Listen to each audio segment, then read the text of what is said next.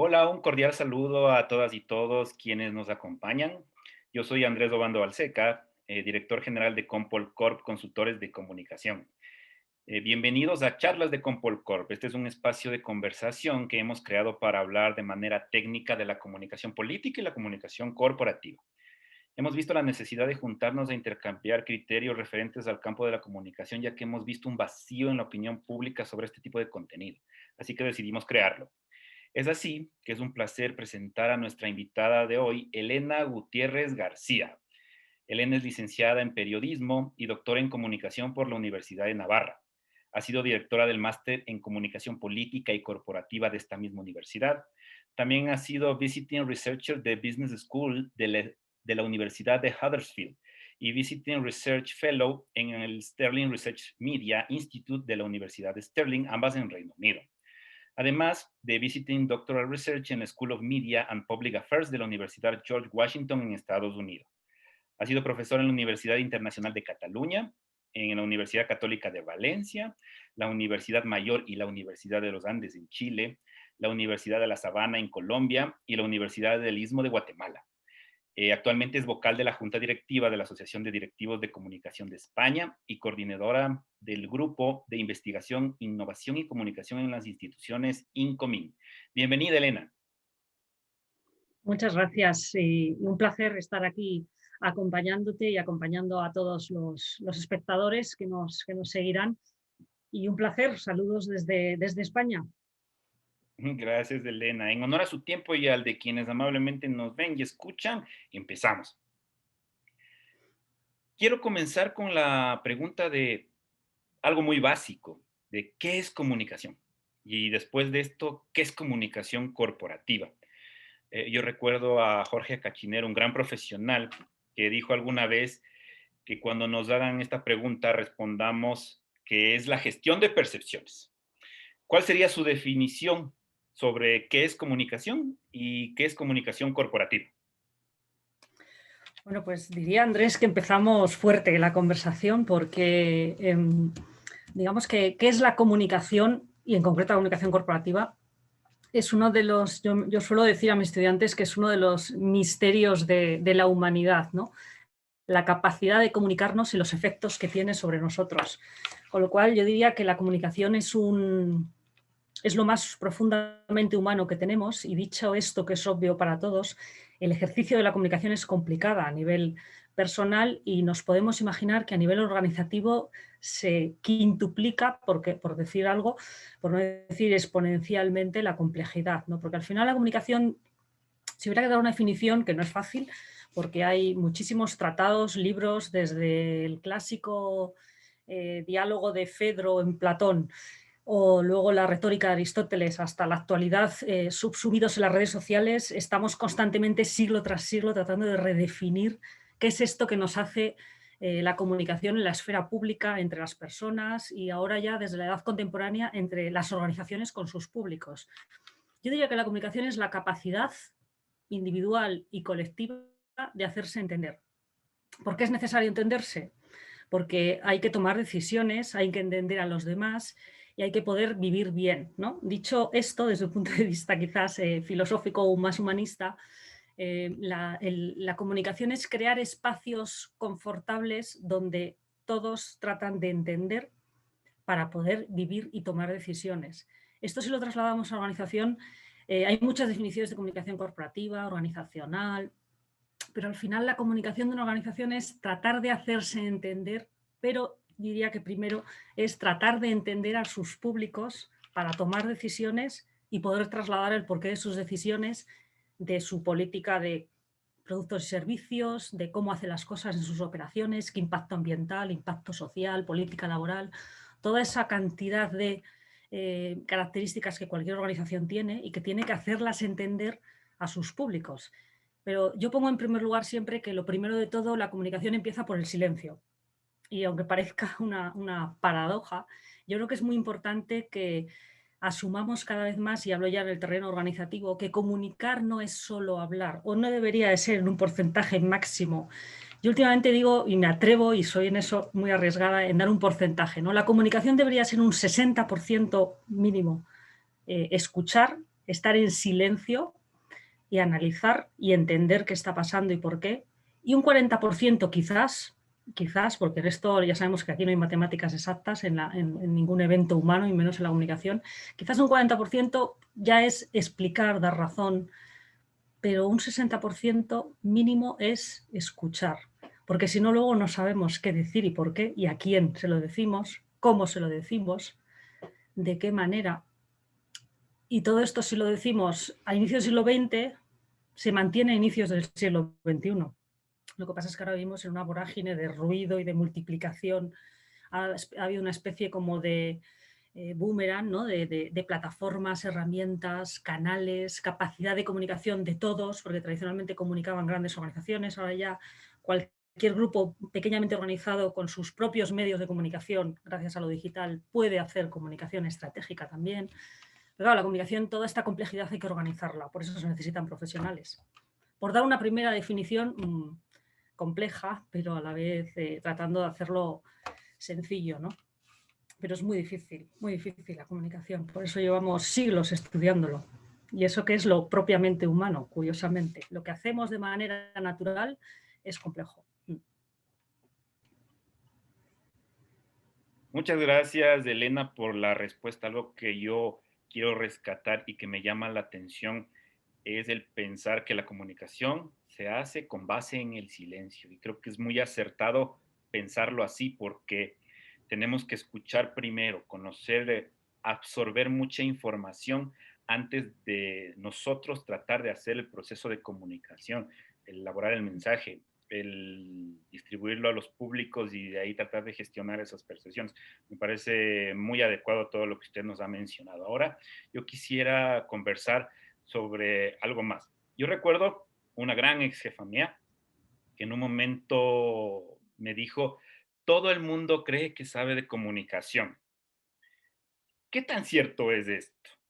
¿Es en sí mismo un peligro para la profesionalización de la comunicación corporativa que el empirismo sobrepase a la academia? Esto es algo real, porque hay muchas veces que muchas personas que saben o han tenido muchos años en el campo ya desarrollan una destreza, pero nosotros queremos enfocarnos en la parte profesional que debería existir. Y también pensándolo en que debería haber un equilibrio entre la parte empírica y la parte académica, y en concreto, ¿cuál es el papel de los comunicadores en las organizaciones? ¿Por qué y para qué estamos ahí? Sí, yo creo que, como decía antes, claro, la comunicación es algo tan connatural en todos los ámbitos y sobre todo en las organizaciones, que quizás la apreciación que decía tu jefa, que recordabas ahora, es cierto. O sea, en cierto modo, todos, incluso, o sea, todos sabemos de comunicación. O sea, un colega de recursos humanos, para él o para esa persona, puede pensar que la comunicación es algo crucial o consustancial a su trabajo, cuando estamos hablando de personas, de dirección de personas, de equipos, de todo el capital humano que hay en una organización. Claro, yo pienso en un CEO o en un director general de una empresa y esas personas también piensan que la comunicación es parte de su competencia y por tanto es una realidad inherente al desarrollo de su trabajo. O sea, desde ese punto de vista, es verdad que suele haber mucha polémica en las organizaciones cuando los profesionales van a presentar sus planes o sus propuestas y el resto de colegas en la mesa entran directamente a valorar esa propuesta, ¿no? Cosa que, y bromean muchos comunicadores diciendo, claro, yo cuando estoy en un comité de dirección, yo no me pongo a discutir el Excel con las cuentas del director financiero, porque él es el experto, hay que respetar ese expertise. Es verdad que es un expertise muy técnico y no es tan con natural, vamos a decirlo así, como es la comunicación, ¿no? Pero bueno, digamos que la balanza es complicada.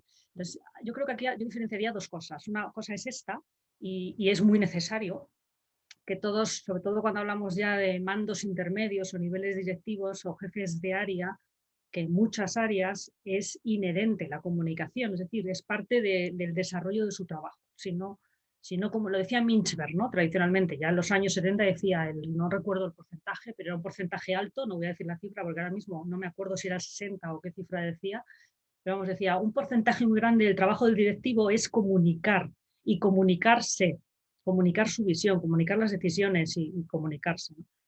Entonces, claro, eso ha quedado ahí en los anales de los clásicos de gestión, de management. Pero claro, eso es una cosa. Otra cosa es, y la voy a relacionar seguido con la anterior, es, preguntabas, ¿qué hace un profesional de la comunicación? Cuando la comunicación vemos que es una parte inherente de muchas funciones y áreas, ¿no? Entonces, ¿a qué se dedica un profesional? Pues comentaba antes en la reflexión anterior, la primera pregunta, ¿no? Hay que profesionalizar lo que se denomina técnicamente o profesionalmente la gestión de relaciones con grupos de interés. Es decir, la comunicación es ayudar a gestionar la complejidad de relaciones que tiene una organización con diferentes públicos y lograr que haya una coherencia y una consistencia y un armazón, una arquitectura clara de cuáles son los mensajes clave que tiene una organización a distintos públicos. Porque al final luego en la realidad todo se entremezcla, ¿no? Al final hay que atender demandas informativas de los periodistas y los relación con los medios de comunicación. A la vez hay que colocar contenido o colgar contenido en todos los medios digitales, relaciones, redes sociales, perdón. Luego también hay que hacer publicaciones corporativas, es decir, cuando uno analiza la realidad de una organización, ve que la comunicación efectivamente lo inunda todo. Está la intranet, está las redes sociales, están las publicaciones corporativas, está el informe anual, está etcétera, etcétera, etcétera, ¿no? Con lo cual, claro, aunque solo sea yendo al operativo, que hay muchísimos canales, medios propios, relaciones con periodistas, y eso hay que gestionarlo profesionalmente, porque si no se piensa una planificación de todos esos productos informativos, por llamarlo de alguna manera, pues podemos caer en la incoherencia de mensajes o no decir ciertas cosas a tiempo o no haber planificado una línea de tiempo adecuada en cuándo ir informando a quién determinadas cosas, ¿no? O mensajes o decisiones. Entonces, lo táctico hay que organizarlo de alguna manera, pero claro, lo táctico, si vas subiendo, te lleva a lo estratégico. Un profesional empieza a pensar, muy bien, desde el operativo empiezas a pensar, bueno, ¿esto qué incidencia está teniendo en cómo ponemos prioridad de mensajes en función de qué tipo de públicos? Ejemplos tenemos muchos de posibles, digamos, bueno, hace poco vivimos uno, no sé si habéis seguido la declaración de uno de los directivos financieros de Pfizer, la compañía farmacéutica, que como sabemos es una de las que han ganado la batalla en vacunación, y él en una presentación, en un foro que era presentación a analistas e inversores financieros, estaba haciendo su papel, que era rendir cuentas de las proyecciones financieras de la compañía a corto y medio plazo, ¿no? En esa rendición de cuentas que hacen habitualmente como cualquier compañía cotizada. Entonces, ¿qué ocurrió ahí? Lo que dijo en esa sesión, que básicamente fue, por hablarlo muy rápido en un titular y circula por ahí el vídeo, porque era una presentación abierta, analistas, inversores, es, bueno, la situación actual de pandemia, estas son nuestras perspectivas económicas, la vacunación está yendo así, nuestra vacuna, etcétera, estos son los flujos de caja que nos está generando. ¿Vale? Hay que tener en cuenta que en el medio y largo plazo, una vez que la pandemia pase y se pasemos esta primera fase, pues va a ser la vacuna como ha sido pionera y parece que está funcionando bien. Prevemos que esto va a continuar, se va a quedar como endémico este virus, con lo cual va a seguir una oferta que va a poder seguir haciendo la compañía Pfizer y por tanto podremos subir ligeramente el precio, lo cual nos va a dar un retorno financiero mayor.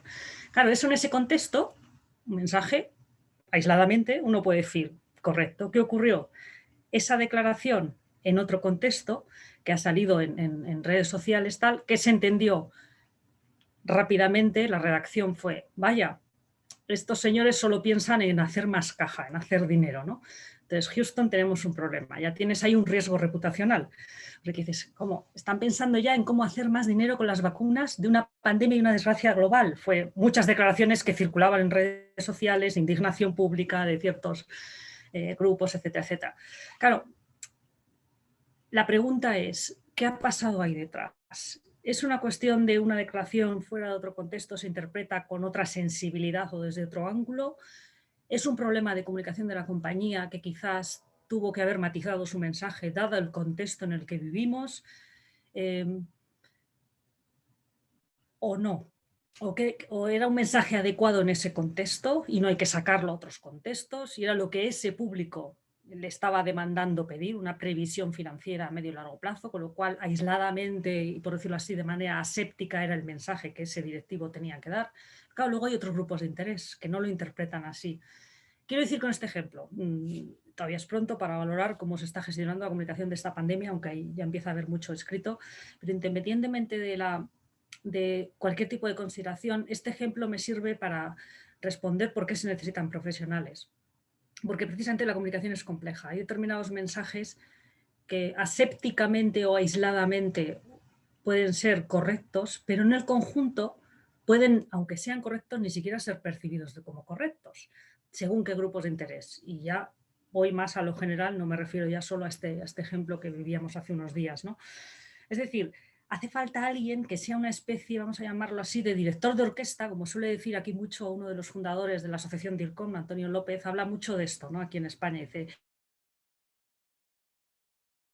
¿participa o no en la escritura de la partitura? Probablemente no, porque las políticas corporativas son las que son. El de comunicación puede asesorar en su dimensión pública y en la trascendencia que tiene eso a efectos de esfera pública, de reputación, etcétera, etcétera.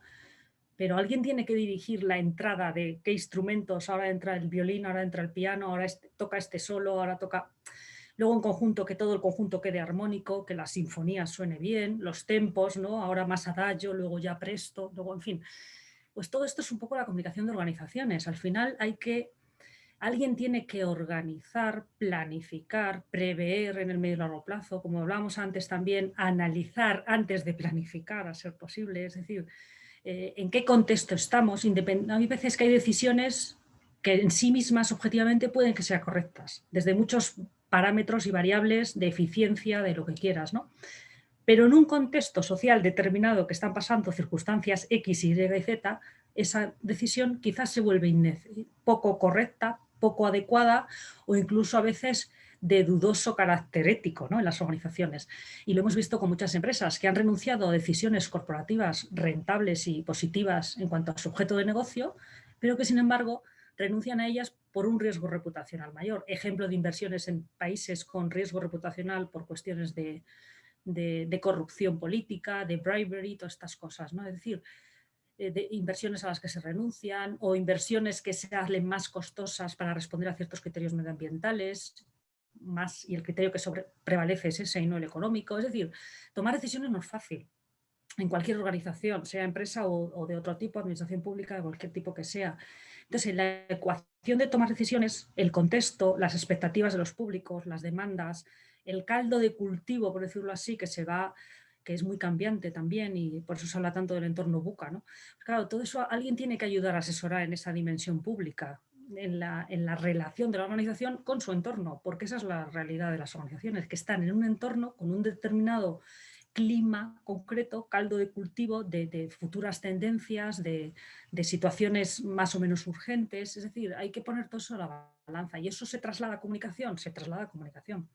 ¿Por qué? Porque al final no es yo comunico lo que ha decidido una organización, no es esa la visión de la comunicación organizativa o corporativa, no, sino la comunicación es lo que decíamos antes, entender qué está pasando para tomar mejores las decisiones por su inevitable dimensión pública y de consecuencias públicas, por eso se habla tanto ahora del triple impacto, la sostenibilidad, etcétera, y luego ya, efectivamente, dar razón, rendir cuentas de por qué se hace lo que se hace, cómo se hace y qué se está haciendo para mejorar constantemente, ¿no? Porque nadie espera que una organización sea perfecta, ni mucho menos, pero sí es un trabajo constante. Y todo eso hay que articularlo en mensajes, en canales, en cuándo digo qué y a quién y en qué momento. Y todo eso alguien tiene que dirigir todo ese tráfico tan complejo de mensajes corporativos, de plataformas, de canales, de medios. Por eso vuelvo otra vez a lo operativo, que a veces parece que despreciamos lo operativo, pero lo operativo no se entiende sin lo estratégico y a la inversa. Yo creo que hay que lograr, y eso es un director de comunicación, alguien que está con una mirada estratégica, hablando de esa perspectiva del responsable de comunicación, una mirada estratégica en lo operativo, bien organizado, y luego además otra mirada en el gobierno de las organizaciones, en cómo se toman decisiones, en ese papel de liderazgo un poco transformador, ¿no? O liderazgo estratégico desde la perspectiva comunicativa, que recomiendo a todos. Hay un libro buenísimo que se tradujo al castellano hace poco, una edición actualizada de Anne Gregory y Paul Willis, que justamente hablan de esto, ¿no? Liderazgo estratégico y gestión de la comunicación. Ya el título en sí mismo indica muchas cosas. Luego la comunicación efectivamente, como bien decías antes, no es lo operativo, pero es muy importante el operativo, pero también es el asesoramiento, cómo ser un catalizador interno, porque hay muchas tomas de decisiones que ya hemos visto que tienen consecuencias hacia afuera, entonces eso hay que trabajarlo internamente y a veces lo interno se nos olvida, pero hay que empezar por dentro y luego ya el cómo ayudar y enlazo y termino con esta idea como empecé, ¿no? Antes la pregunta que me has hecho, de decir, bueno, efectivamente los demás directivos tienen una competencia comunicativa y tienen una dimensión inherente comunicativa. El CEOs sobremanera, los directores generales y luego ya de ahí muchos otros cargos directivos, ¿no? También ahí ayuda el profesional de la comunicación, porque desde su profesionalidad y desde su manera de trabajar, su método, sus expertise, digamos, también ayuda a aconsejar sobre esto. De ahí la palabra de asesoramiento interno, ¿no? Ayuda a los demás a esa capacitación comunicativa que es ahora mismo, todos los directivos están cada vez más expuestos. Y sobre todo últimamente que se habla tanto del activismo de los CEOs, ¿no? Bueno, hay unos movimientos interesantes que están sucediendo que alguien tiene que ordenar esto en las organizaciones, porque solo no se ordena, por decirlo de alguna manera. Gracias, Elena. Yo quiero rescatar algo que usted lo ha comentado y me parece lo más gráfico posible que podríamos hablar de un comunicador o de un director de comunicación, que es la orquesta. Porque a mí algo que yo siempre analizo o veo cuando hay un error de comunicación a nivel de una organización es el ruido. Entonces aquí encaja al 100% en que un ruido no es armonía o no es música. Entonces el director de orquesta, perdón, cuando no lo hace muy bien, hay un elemento que no suena bien y ese es el ruido. Eso es lo que causa una sensación de algo no está bien. Y eso lo hemos visto ahora mismo en la pandemia en muchísimas partes del mundo y más allá de eso, en nuestros propios países, como cada organización, en este caso el Estado, ha ido gestionando la comunicación. Hay algunos que lo han hecho medianamente bien, hay otros que lo han hecho no muy bien. Y el ejemplo que usted también nos estaba comentando de Pfizer, que fue viral, es otra de los ejemplos de por qué es importante la comunicación. Yo tenía una pregunta que tenía que ver con esto, pero ahora como ya más o menos hemos conversado, nos ha dicho bastante del tema, lo haré como comentario, porque yo quiero rescatar que en el documento Colección de Comunicación Estratégica 2020 de la Universidad Técnica Particular de Loja de aquí del Ecuador, en su participación, en su artículo, usted menciona que los comunicadores debemos inclinarnos hacia lo estratégico y no solo quedarnos únicamente en la parte táctica u operativa. Es decir, como usted lo acaba de decir, lo táctico, táctico, táctico termina siendo estratégico, pero si es que se lo logra consolidar así. Entonces, algo que yo siempre he pensado es que la comunicación es un eje transversal de toda persona u organización, porque tanto una organización como una persona, por ejemplo, a través de un líder, es influyente y su comunicación tiene que ser manejada de manera profesional. Es decir, para mí la comunicación tiene que estar sentada en la mesa de la toma de decisiones para poder ayudar a prevenir escenarios y dentro de esa lógica lograr evitar crisis o si es que ya se ve una crisis, saber gestionarla de una manera adecuada. Entonces, creo que como usted nos ha planteado, es perfecto porque nos lo dibuja de una manera muy práctica.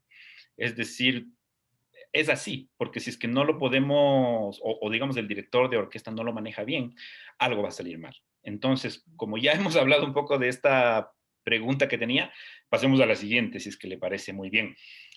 Hay un punto muy curioso para todos los comunicadores, que es lo que pasa cuando nos piden o nos solicitan indicadores de desempeño, indicadores clave de desempeño, lo que le conocemos como los KPIs por sus siglas en inglés. Aquí se crea un conflicto y no es por la definición de los datos en sí mismos, sino sobre su explicación y su aceptación de parte de la gente a la que le explicamos. Y porque hay muchas veces que la comunicación se la considera como algo muy subjetivo, entonces es difícil aterrizarlo a datos. Pero le pregunto a usted, ¿la comunicación corporativa es científica? O sea, ¿tiene métodos? Sin duda, sí. Otra cosa es que es difícil de ejercer por muchas razones y a veces no está implantada una mentalidad de gestión, con método, como decías, por muchas razones, ¿no? Históricas de formación, falta de formación a veces, etcétera, etcétera, ¿no? Pero la respuesta contundente es sí. O sea, la comunicación tiene método y metodología, sí.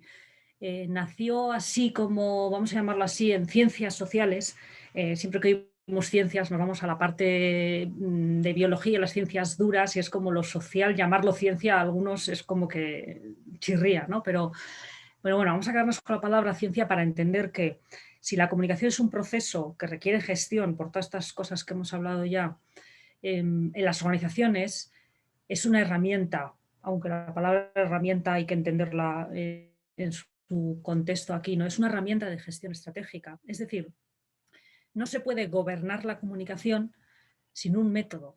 Y el método que tradicionalmente no, se ha heredado tradicionalmente de gestión empresarial. O sea, lo mismo que hay gestión de calidad, gestión de capital humano, gestión de la innovación, tiene que haber gestión de la comunicación, porque es otro área al mismo nivel, y así es como debería de estar, porque esa es una naturaleza, que otras áreas relevantes en la organización, ¿no? ¿Qué ocurre con todas las áreas de una organización que tienen una gestión profesional? ¿Dónde está el método de la profesionalización? Está en la planificación. Y para planificar, cuando estás planificando, ¿qué estás haciendo? Estás poniendo en orden recursos y capacidades para tomar decisiones, para alcanzar una serie de objetivos mediante una serie de actividades. Claro, eso puesto en ese orden, eso requiere método. Es decir, y en comunicación en concreto, requiere análisis científico en cuanto a análisis sociológico, por decirlo así. Es decir, claro que es la parte esa del silencio que hablábamos al inicio, ¿no? Hay que escuchar a los públicos. Claro, no te puedes sentar con tus millones de públicos, entre cientos o miles de empleados, cientos o miles de clientes. Por eso existe sistemáticamente la investigación en ciencia social. Y eso se ha trasladado a las organizaciones, es decir, estudios demoscópicos trasladados a las organizaciones, estudios de marca, percepción de marca, estudio de imagen, estudios de reputación, que últimamente han tenido más tirón, ¿no? Entonces yo creo que ahí está un elemento fundamental. Los análisis tienen que ser científicos, con rigor, con una metodología de investigación en ciencias sociales. Claro, todo eso que cuando se traslada a encuestas, a grupos de discusión o a paneles o a entrevistas en profundidad, todo eso, estudios de análisis de contenido de medios de comunicación para ver cómo ha sido la cobertura sobre nuestro sector o nuestra organización. Claro, todos esos, digamos, por decirlo así, datos que obtenemos a través de todo este análisis, y ahora todo el análisis de Big Data, toda la parte digital que se ha unido en los últimos años, claro, todo eso es lo que te compone en una primera fase un análisis y un diagnóstico de la situación, qué está pasando, cómo es público, cómo soy percibido, hablabas antes de percepciones, por qué soy percibido así, dónde está el, digámoslo así, el gap o el vacío entre la percepción y la realidad, porque a veces no siempre coinciden, para bien y a veces para mal. Entonces, este es el reto, ¿no? Una vez que tenemos eso claro, es lo que te permite tomar decisiones. Es decir, ahora tengo los objetivos claros, he escuchado, estoy en constante escucha con mis públicos o tengo paneles de diálogo con ciertos representantes de grupos de interés en áreas que considero clave para mi sector o mi organización, y por tanto voy ahí pulsando un poco lo que hablábamos antes en esa escucha social que es tan importante. Entonces, claro, eso es lo que permite luego planificar, hacer un plan. ¿Qué objetivos de comunicación tengo? ¿Qué quiero comunicar a qué tipo de públicos? ¿Cuáles van a ser los tempos, por decirlo así, o los tiempos más adecuados? ¿Cuáles son los canales más adecuados para transmitir esto? ¿Quién va a ejercer el liderazgo de la comunicación? Porque hay veces que va a ser el director general o el CEO, hay otras veces que será el responsable técnico de un tema, ¿no? Si tenemos una crisis, los técnicos son más creíbles porque es su expertise que salga en un momento el técnico, en otro momento el máximo directivo, es decir, luego en cada circunstancia se pondrán las decisiones oportunas, ¿no? Sobre el cómo, pero hay que planificar el por qué, el propósito, qué se va a decir a lo largo del tiempo, a quién se va a decir y en qué canales y a través de qué medios. Eso son decisiones de gestión, y eso es la ciencia, por decirlo así, ¿no? De la gestión. Bueno, de hecho, en los años 50 el management se llamaba así, management científico, que ahora está muy en debate, porque se dice que el management científico hiperracional, ahora hay mucho debate sobre metodologías de gestión más ágiles, no tan científico, casi muy de herencia de estrategia manu militari, ¿no? Como se suele decir, de estrategas, ¿no? Entonces, bueno, ahora se habla más de metodologías ágiles, participación, porque no toman decisiones solo los que están en la cúpula directiva, a veces hay que incluir también bottom-up, ¿no? Que suele decir, ¿no? Cómo se enriquecen las decisiones cuando participan los empleados en ellas, sobre todo determinados empleados en función de qué áreas. Claro, todo eso hay que gobernarlo y tiene una dimensión comunicativa indudable. Y esta es esta yo diría que es un poco el resumen de efectivamente que tiene método. Y luego al final y hablabas de KPIs, los KPIs los hay de muchos tipos. Hay indicadores de actuación para comprobar la eficacia del plan que hemos puesto en marcha de comunicación. Pues yo qué sé, somos una empresa que nos hemos fusionado y de ahí emerge una nueva empresa, una nueva identidad, una nueva cultura, todo eso hay que comunicarlo internamente, hay que trabajarlo, más que comunicarlo hay que trabajarlo internamente, hay que transmitirlo hacia afuera, hay que crear una cultura de trabajo distinta, hay nuevos objetivos corporativos, es decir, todo eso eso hay que organizarlo y la comunicación siempre digo que es como intrínseca, ¿no? Decía antes, está imbricada en la gestión, no se puede separar y eso hay que gestionarlo. Y por eso, efectivamente, si queremos llamarlo así, científico o mejor dicho, con un método. Y luego está la evaluación posterior, que esos son otro tipo de KPIs, ¿no? Es decir, los indicadores de eficacia o de actuación.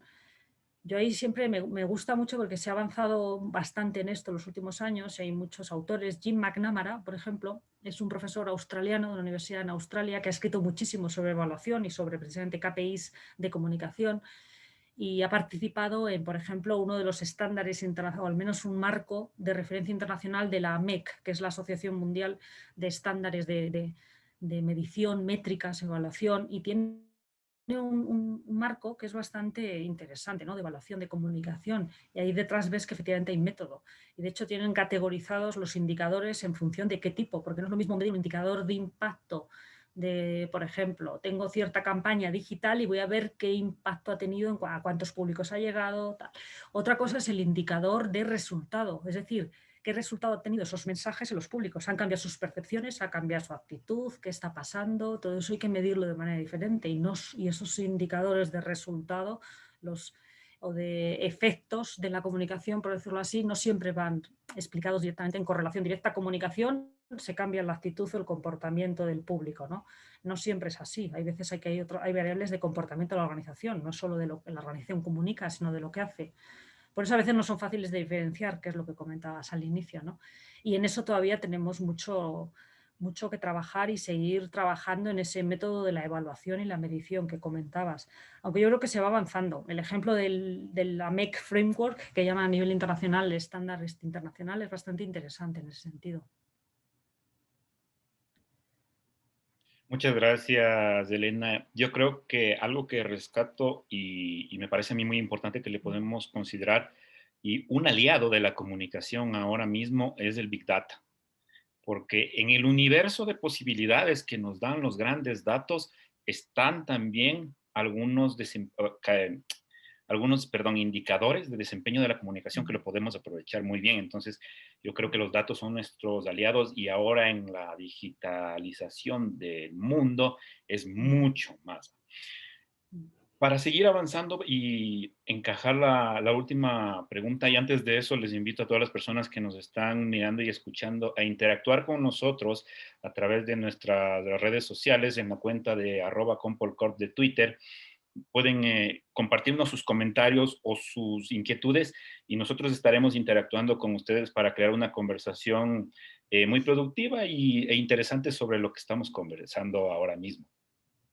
Yo quiero pasar ahora algo que usted lo menciona también en su artículo en el texto, o bueno, en el compilatorio de la colección de comunicación estratégica 2020, y es sobre la transformación digital y cómo, me encantó cómo lo definió aquí, se han provocado cambios tectónicos en nuestra profesión, es decir, estructurales. Algo nos cambió muy profundamente. Yo quiero preguntarle cuál es actualmente el perfil que debe tener un comunicador, siempre enfocado en comunicador hacia la dirección, hacia la coordinación. Y también de aquí en 5 años, ¿cuál va a ser el perfil? Porque desde el 2020 a finales de 2019, el mundo cambió. Y ahora mismo, de aquí en 5 años, no sabemos si es que terminaremos al 100% con la pandemia o si es que tendremos rezagos y si es que sí, son varios escenarios, pero le invito también a reflexionar sobre eso como una persona que sabe muchísimo del campo específicamente de la profesionalización de la comunicación corporativa. Y de una vez quiero conversar o pedirle a usted más bien su sugerencia y su opinión, porque hoy en día se aprende mucho leyendo, pero también mirando. Entonces yo quisiera invitarle a que nos dé algunas sugerencias sobre series o películas y de ahí también libros para conversar o para instruirnos mucho más sobre la comunicación corporativa y de cómo sirve esto. Yo también quiero lanzarme y no quiero solo preguntarle a usted. Yo doy mis sugerencias.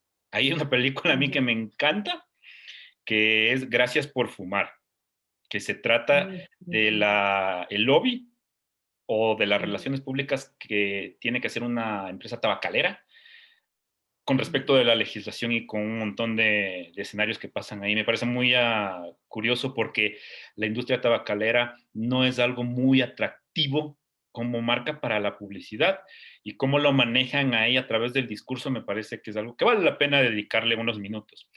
De ahí yo creo que una serie a mí me encanta para más o menos entender la comunicación interna y el conflicto que crea adentro de una organización representativa es The Crown, La Corona, que ha sido ampliamente reconocida por su contenido y a mí me parece genial por el hecho de cómo en este caso la reina Isabel II tiene que gestionar, por ejemplo, a ella misma, después a su familia, en específico, cómo lo ponen en la serie a su hermana, para tratar de la organización tenerla estructurada y que nada se salga de las manos para que funcione.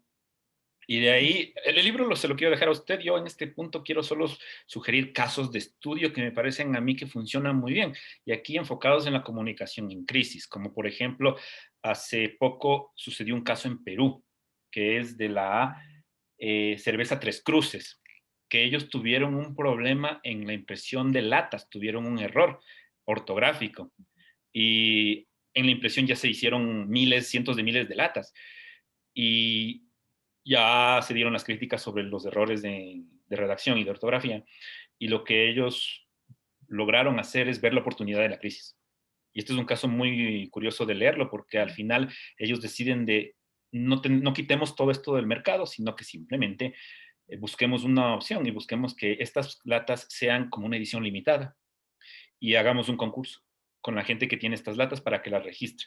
Entonces, mi punto es que podemos leer este tipo de ejemplos para convencernos de que en la crisis siempre hay una oportunidad.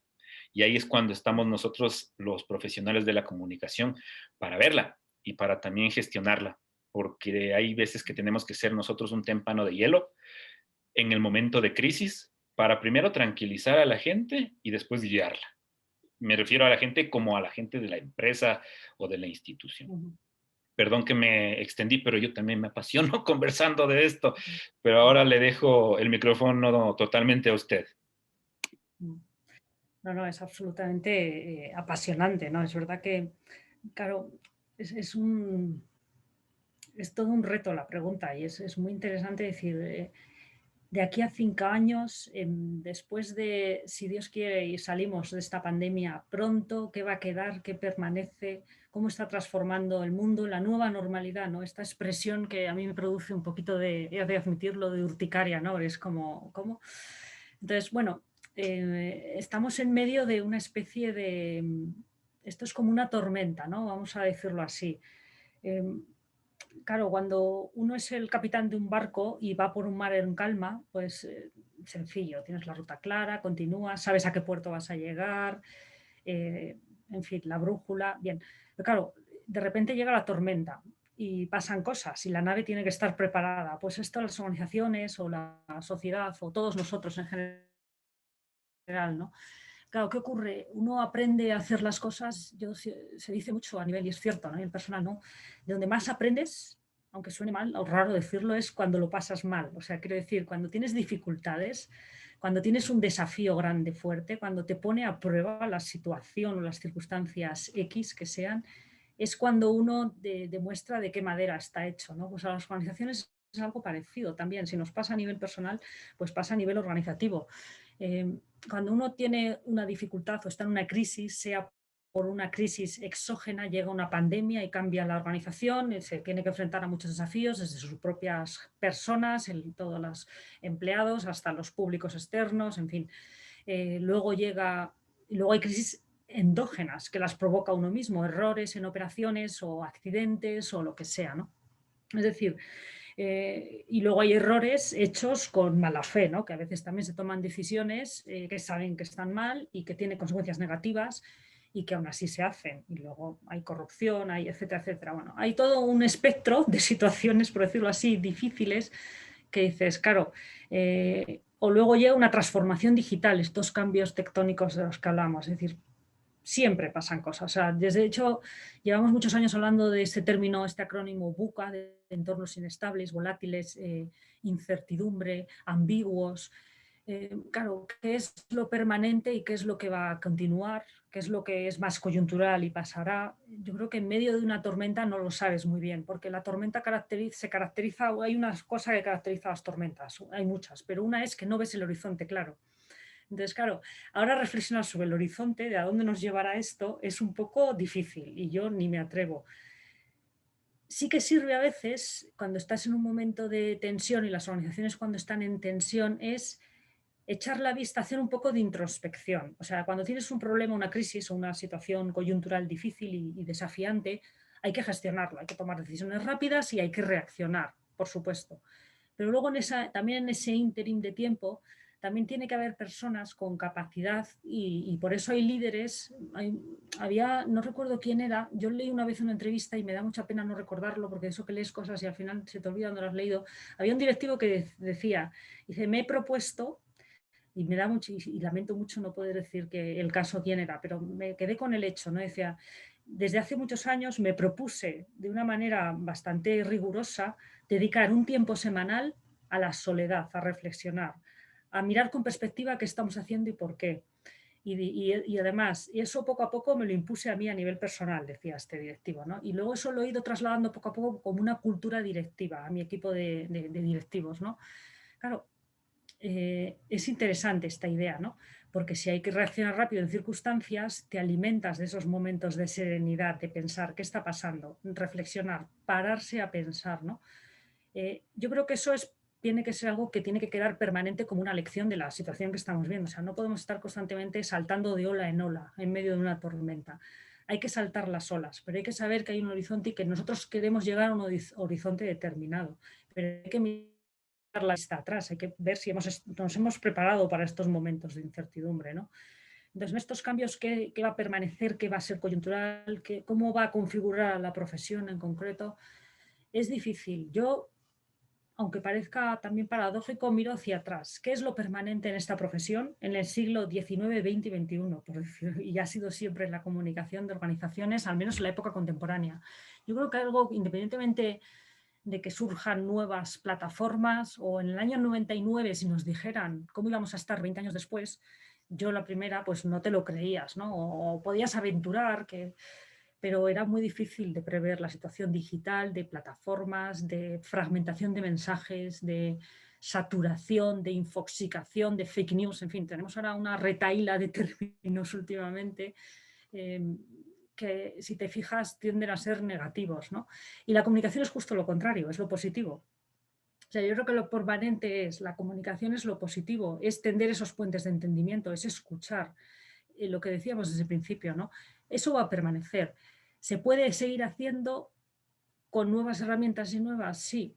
O sea, tradicionalmente las organizaciones o los líderes y los comunicadores preocupados por entender a los públicos y qué están demandando y por qué y qué expectativas tienen, se hacía antes de lo digital. Lo que pasa es que ahora, si me apuras, como se suele decir, es más fácil incluso, porque tenemos herramientas, hablabas del Big Data, para, digamos, segmentar, microtargeting, se habla mucho de esto, ¿no?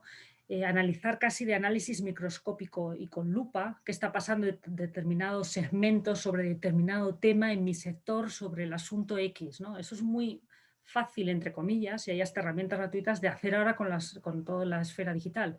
Pero claro, ¿qué es más importante? ¿El análisis de micro o el análisis de microscopio o de telescopio. Hay que combinar en comunicación ambas cosas y creo que eso, independientemente de lo que pase y lo que venga y lo que nos vendrá en las próximas décadas, eso va a permanecer. Yo creo que siempre es bueno decir qué es lo permanente, qué es lo inherente a la comunicación, lo que decíamos, escuchar, analizar para tomar decisiones serenas y para poder reaccionar con esa serenidad en momentos de incertidumbre y de más urgencia, ¿no? Esa cabeza fría que comentabas, estoy totalmente de acuerdo, ¿no? Entonces, yo creo que eso va a permanecer y eso tiene que permanecer porque es lo que muchos autores llaman la licencia social para operar. Es decir, no basta con que cumplas la ley, necesitas la legitimidad social y la legitimidad social te la dan los públicos, empezando por tus propios públicos que son tus empleados, ¿no? O tus profesionales. Entonces, claro, es una mezcla un poco de todas estas cuestiones que decimos que son permanentes y que lo vienen siendo durante décadas y que ahora se han modificado por una mera cuestión instrumental o técnica o de plataformas, pero no la esencia. La esencia yo digo que sigue siendo la misma. Yo creo que en momentos de incertidumbre es bueno esa introspección a la naturaleza, al propósito profesional, ¿no? Eso es lo que, y esto está ocurriendo ahora mismo. Hay otro debate muy interesante en el mundo del periodismo, que es justamente este. O sea, independientemente del periodismo, de si la crisis del modelo, de no sé qué tal, el periodismo tiene que seguir siendo periodismo en el siglo XXI, independientemente de la crisis actual, y es contar historias, o sea, y contar qué está pasando y por qué es lo que necesita la población, la ciudadanía, estar bien informada. Y eso es algo que ya nos lo decían los padres de esta disciplina, ¿no? Pues en comunicación de organizaciones pasa parecido. Yo creo que eso va a permanecer. Y esto nos lleva a una de las últimas cuestiones que decías, ¿no? Que comentabas, cómo tiene que prepararse el profesional pensando en el próximo lustro, ¿no? En los próximos 5 años. Yo creo que el profesional, el directivo, el líder de comunicación tiene un reto precioso que siempre lo ha tenido, pero ahora es todavía más, porque el mundo es más fragmentado, más rico en cuanto a usos, plataformas y herramientas de comunicación, lo cual es buenísimo. Lo que pasa es que luego hay que saber gestionar eso, ¿no? Entonces yo creo que yo diría que es como una especie de, el profesional tiene que ser una especie como de nuevo humanista renacentista, muy multidisciplinar.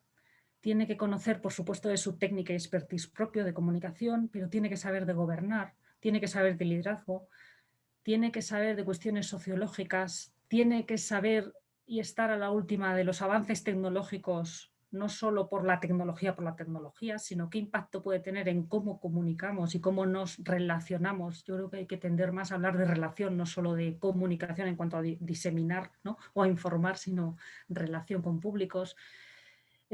Claro, cuando estás en un comité de dirección que hablamos antes con otros colegas de finanzas, de innovación, de calidad, de operaciones, tienes que manejar tienes que ser un políglota, ¿no? Políglota de la gestión es situarte en el lenguaje del financiero, en el lenguaje de operaciones, en el lenguaje de calidad, porque el comunicador, hablabas antes de un eje transversal, creo que comentabas, Andrés, y es que es así en las organizaciones, ¿no?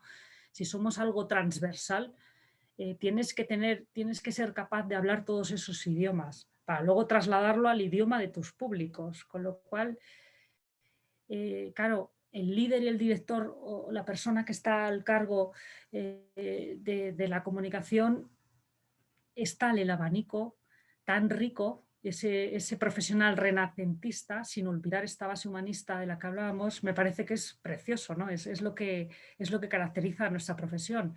Y si te fijas, se aleja de los modelos históricos que han dado muchas sombras a nuestra profesión y disciplina, de la propaganda, la manipulación, porque la comunicación en esencia, la buena comunicación no es eso.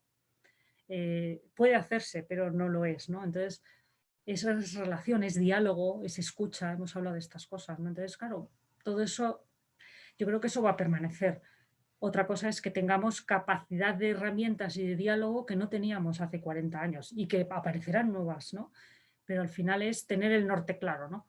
Y el horizonte. Cuando se despeje la tormenta, sabremos que el horizonte va a seguir ahí, se modificará, estará más rico, tendrá más matices de colores, pero el horizonte es el que es, ¿no? De nuestra profesión, esa es la esencia.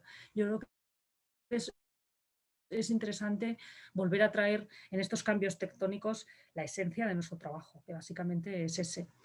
Pero es muy exigente, porque precisamente justamente por este panorama y porque hay entre medias muchas cosas que nos llevaría para muchas charlas, ¿no? Porque esto es apasionante. Nació un proyecto de la propia Global Alliance for Public Relations and Communication Management, que es la Federación Mundial de Asociaciones de Directivos de Comunicación. Justamente viene muchos años pensando en esto, en las competencias, conocimientos, habilidades de los profesionales de la comunicación, dado este panorama que vemos tan cambiante, tan exigente, cada vez se pide más profesionalización, más método, más ciencia, hablábamos antes. Entonces, en el año, después de pensar todo esto de su cuerpo de conocimiento, de competencias, conocimientos de los profesionales, y tuve la suerte de participar en el marco global de capacidades, ¿no? Justamente la reflexión fue esta.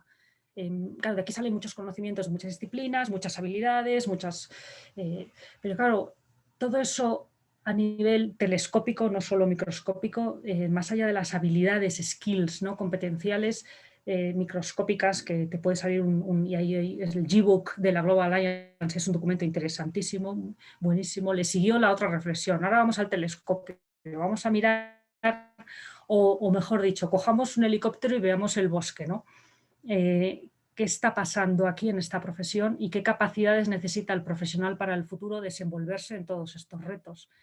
Y las capacidades nos salieron en un estudio global en varias zonas geográficas en todos los continentes, en varios países. Nos salió un marco global de capacidades divididas en 3 grandes bloques, que es muy interesante. Dice, el profesional tiene que tener capacidades organizativas, capacidades comunicativas y capacidades personales profesionales. Cuando uno ve la lista de todas esas capacidades y subcapacidades, que en total es una lista de 11 más 30 y tantas subcapacidades o 40 y tantas, ahí te das cuenta que efectivamente ese es como el mapa, por decirlo así, global de dónde están lo que decíamos antes, ese profesional renacentista que necesita una capacidad de gestión organizativa, comunicativa, personal, competencial en cuanto a interpersonal, equipos, talento, gestión de equipos, etcétera, etcétera, ¿no?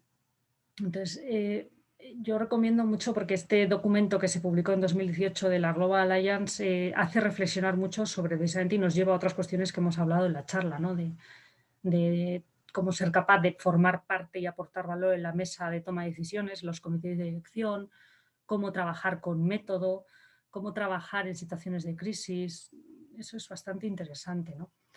Y por eso existe en todos los estudios que hay a profesionales sobre cómo ven el futuro, o por ejemplo el Monitor Europeo de Comunicación o el Latin Communication Monitor, que también se publica, también se publica en Asia, Asia Pacific, el Monitor Communication Monitor. Todos estos estudios, cuando los ves en distintas regiones geográficas, cuando se les pregunta a los profesionales, que son estudios ya longitudinales de más de una década ya, todos coinciden, ¿no?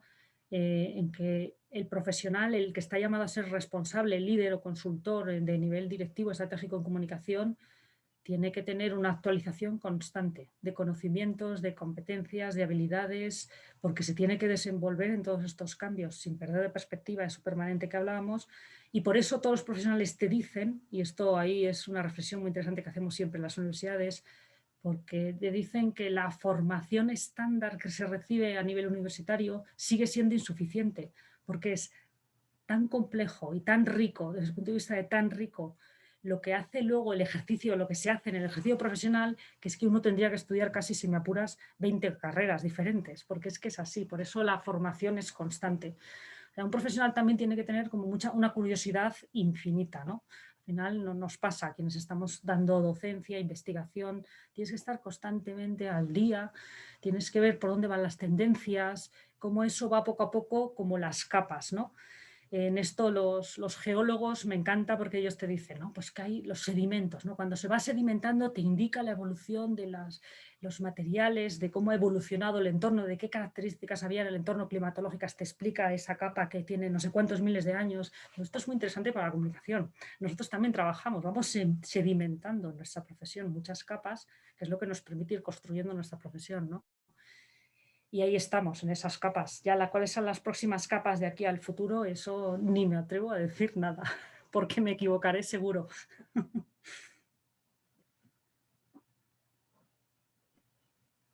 Seguro que sí, puede que lleguemos a equivocarnos porque no sabemos cómo vaya a resultar el mundo de aquí, en especial con todo lo que está pasando.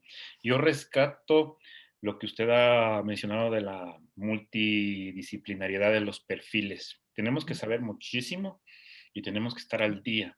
Y algo que a mí me parece lindo de la profesión del comunicador es que siempre está haciendo parte de varios proyectos en diferentes ramas y prácticamente casi que en cada proyecto nos aprendemos algo nuevo de por sí. Y a medida que vamos avanzando en nuestra vida profesional, empezamos a aprender de muchas cosas. Entonces, Y a mí esto me parece me recuerda que no te he respondido a una pregunta y tengo ahí a eso, en justo deuda. íbamos para eso Y, de lo de las películas. Solo quería hacer un comentario de sí, lo que usted sí, nos ha dicho, sí, y era eso porque me parecía muy oportuno. mm, Y de ahí también algo que yo rescato siempre, y esto sí, lo insisto y le insisto y le insisto, la mm, comunicación es muy poderosa y por eso tiene que tener mucha carga de ética. mm, Y la carga de ética es que la comunicación no es manipulación.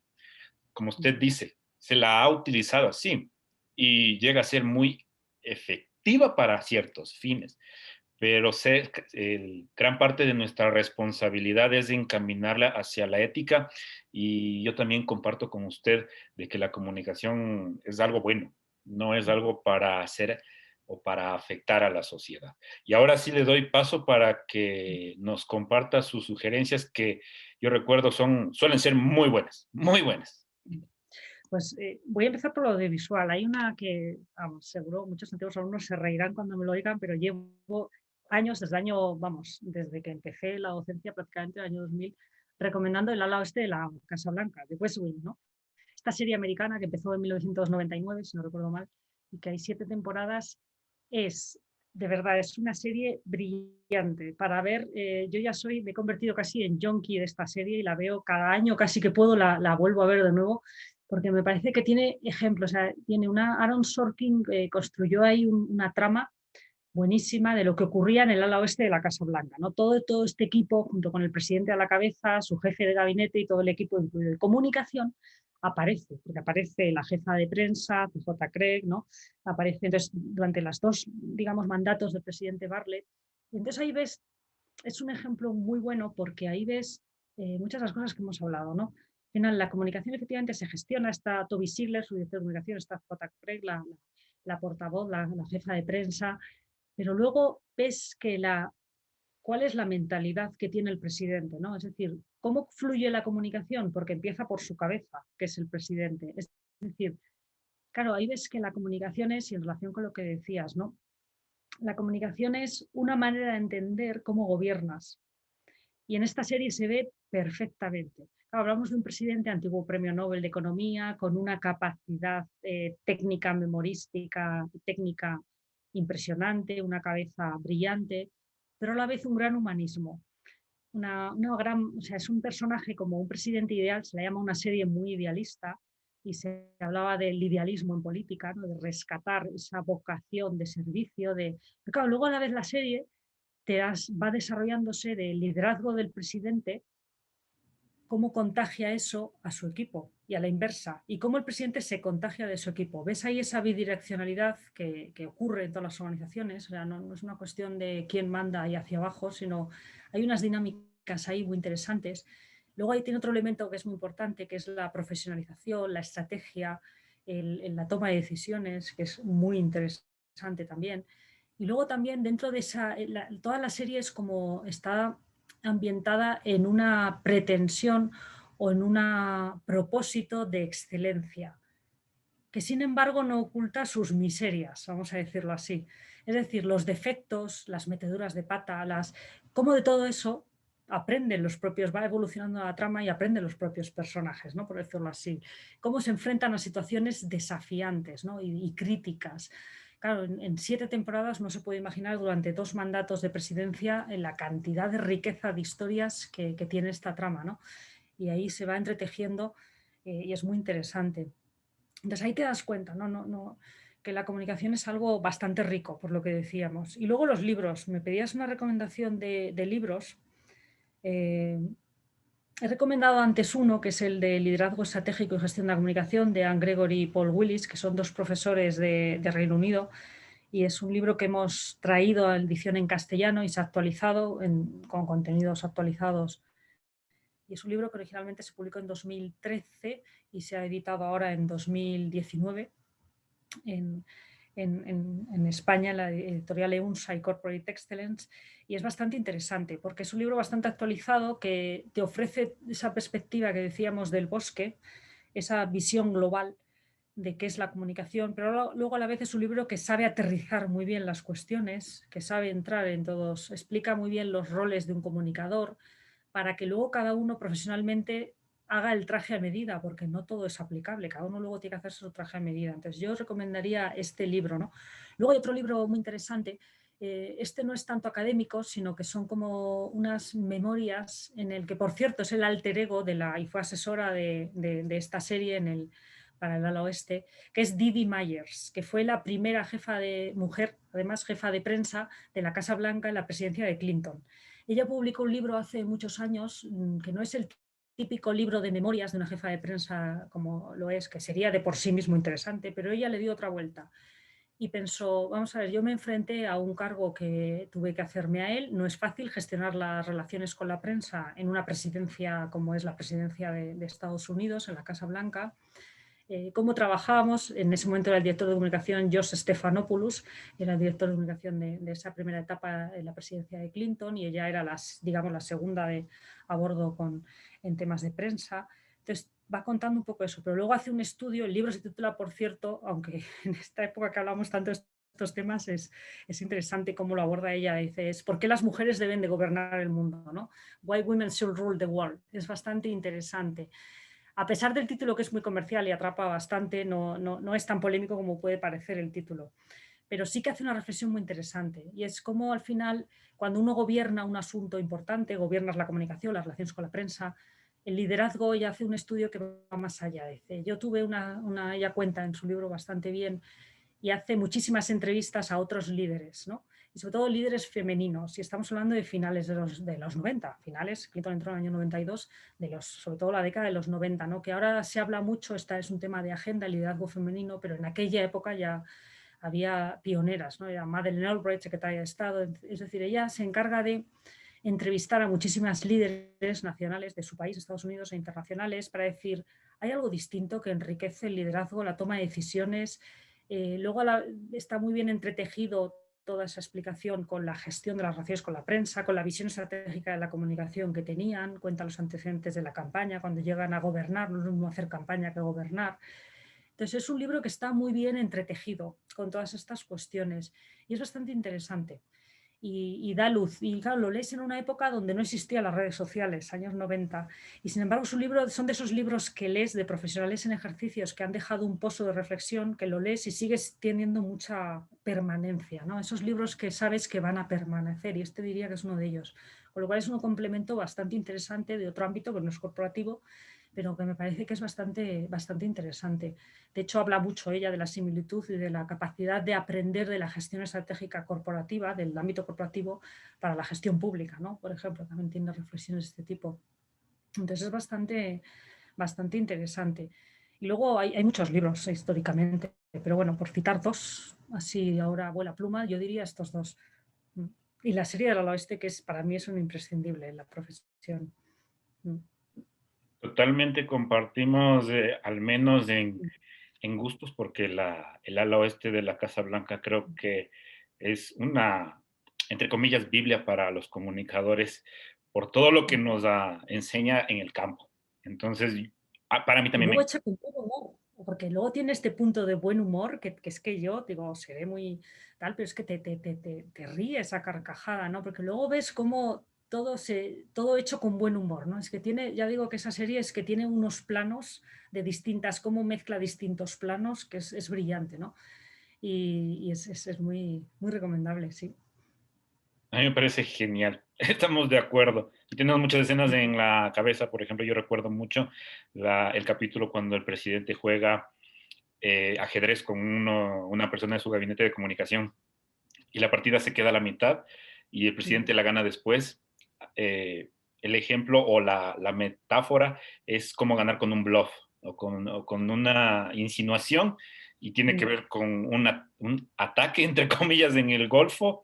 Es maravilloso en general, pero muchas gracias por la recomendación. Igual, a todas las personas que nos están viendo, les invitamos a que nos compartan también sus textos y creamos ahí un diálogo y nos recomendamos cosas. Igual Elena va a estar en los hilos participando de seguro, así que podemos ir creando o adquiriendo conocimiento entre todos. Ahora que hemos hablado de la pasión por la profesión, en específico de la pasión por la comunicación, yo quiero, dejando de lado y ya habiendo terminado nuestra conversación sobre comunicación corporativa, hablar sobre una situación que creo que amerita que la conversemos al menos un poco, por el respeto también. Y es que durante las últimas semanas la comunicación ha estado de luto en España y en todo el mundo. Y esto por el asesinato de dos periodistas, los lamentables asesinatos de Roberto Freile y David Beriaín en Burkina Faso.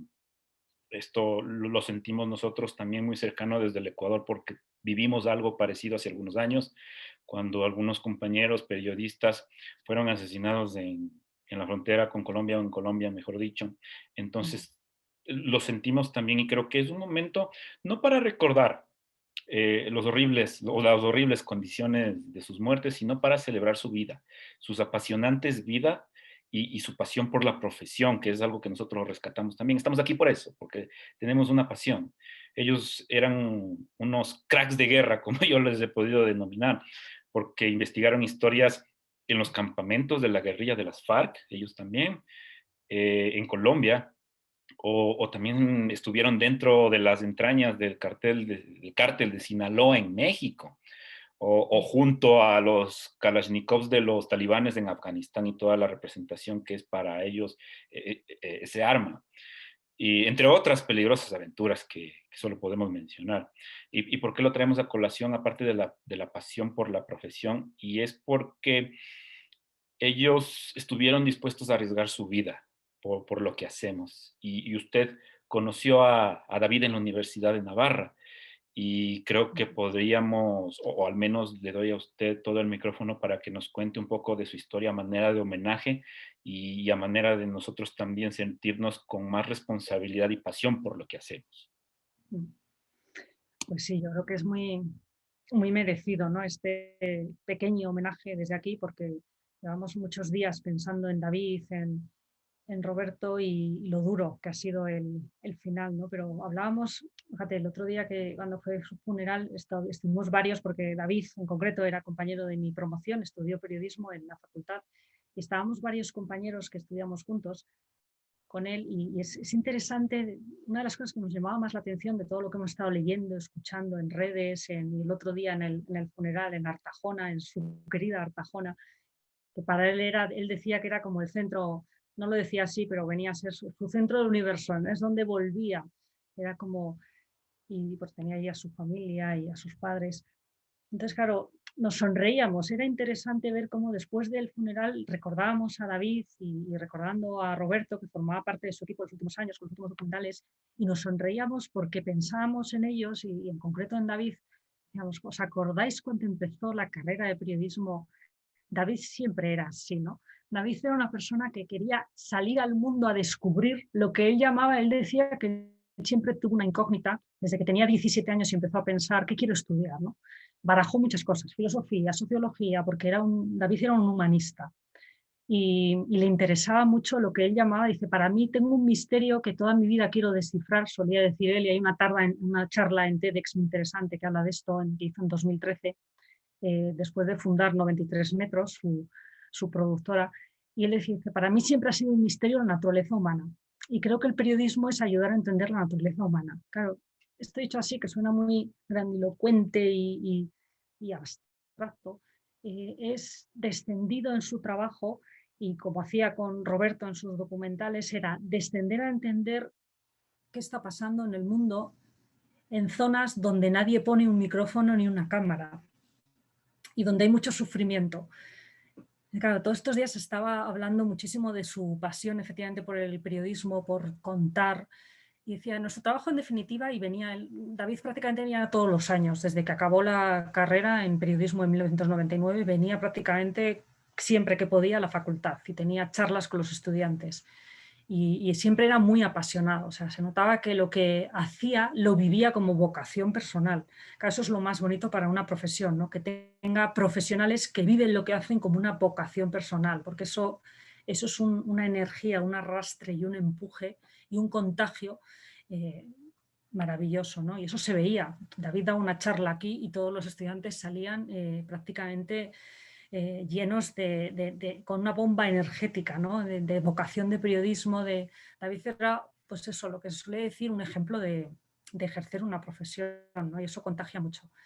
Entonces, toda su vocación era contar historias. Y de hecho, él siempre decía que había un titular el otro día, ha circulado muchísimo en redes, muchos obituarios y se han leído cosas preciosas, ¿no? Uno de sus socios en 93 metros publicó un obituario en la página web que está en la productora que le decía David, un huracán de verdad.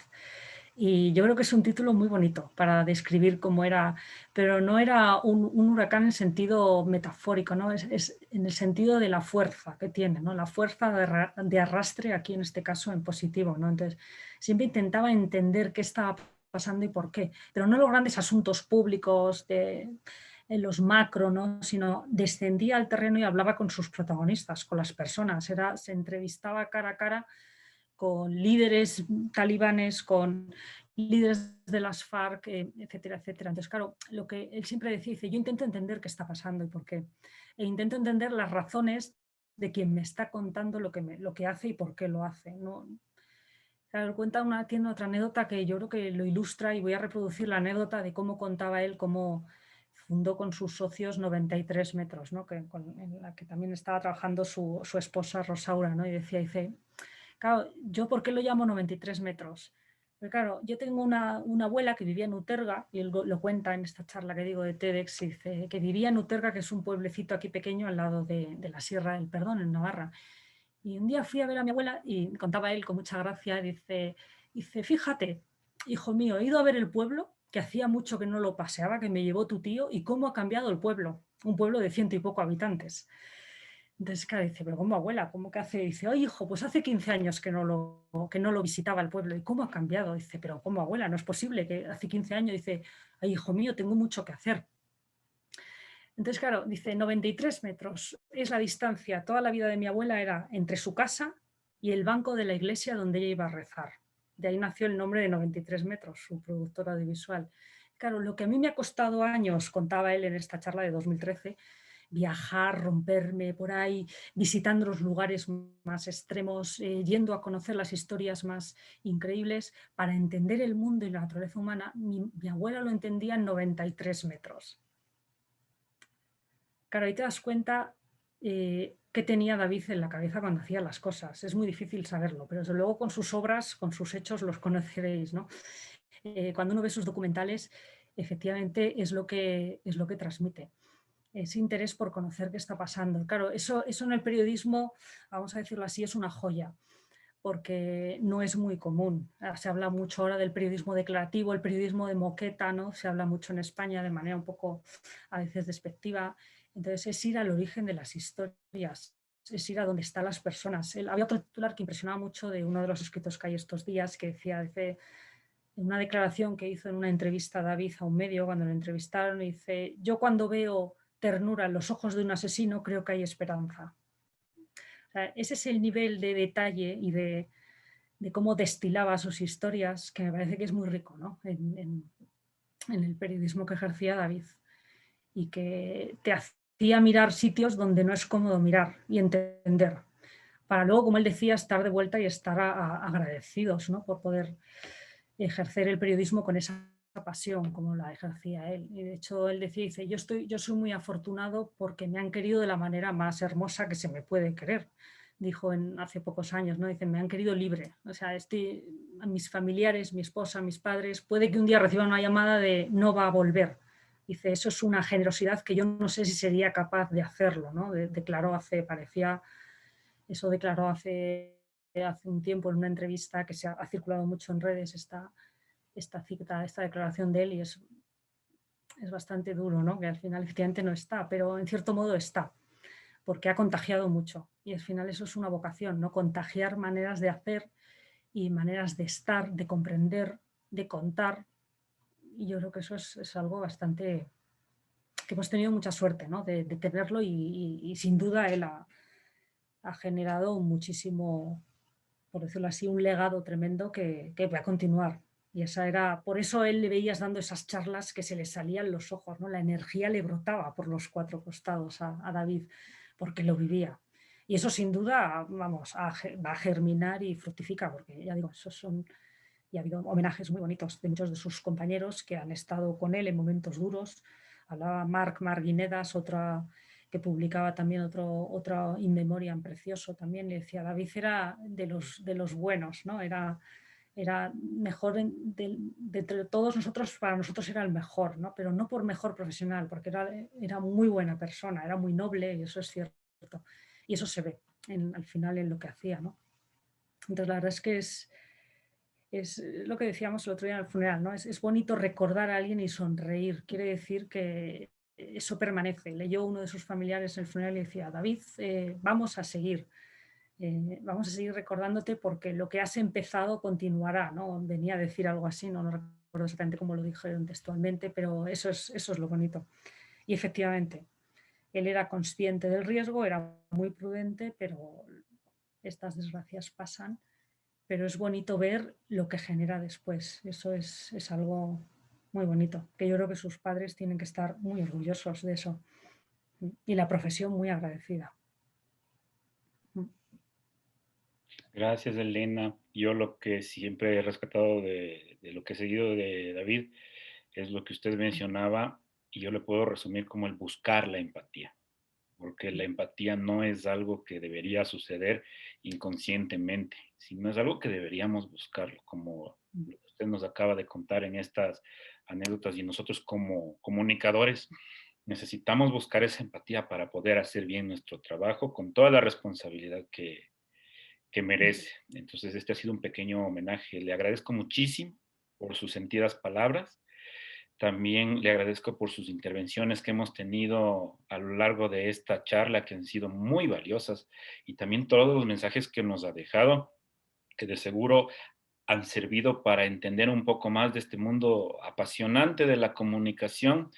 Y yo creo que es una profesión que ha acompañado al ser humano desde su existencia. Desde que empezamos queremos contar historias y queremos hacer comunicación. Entonces, esto creo que es una de las primeras profesiones que hemos tenido desde nuestro inicio. Desde ya le invitamos para seguir conversando de comunicación en un futuro muy cercano.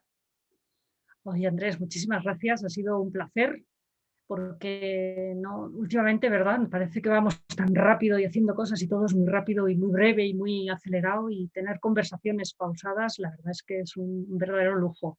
Así que agradecida de esto, de este momento y por supuesto yo encantada en el futuro y con todos los que nos siguen, pueda seguir la conversación, sea por redes o por donde haga falta, o sea, ningún impedimento. Así que muchas gracias y mucha suerte y mucho ánimo porque esta profesión es preciosa, sencillamente preciosa. Totalmente de acuerdo. Y así ponemos punto final a esta tertulia. Muchas gracias a todas las personas que nos han dedicado su tiempo para hablar de esta profesión, que creo que la hemos dicho más de 20 veces, esta palabra apasionante, pero no podemos dejar de decirla porque es así. Les invitamos a seguir a Compol Corp en todas nuestras redes sociales y a visitarnos en www.compolcorp.com para saber más de nosotros. Yo soy Andrés Obando Balseca y nos vemos en la próxima charla de Compol Corp.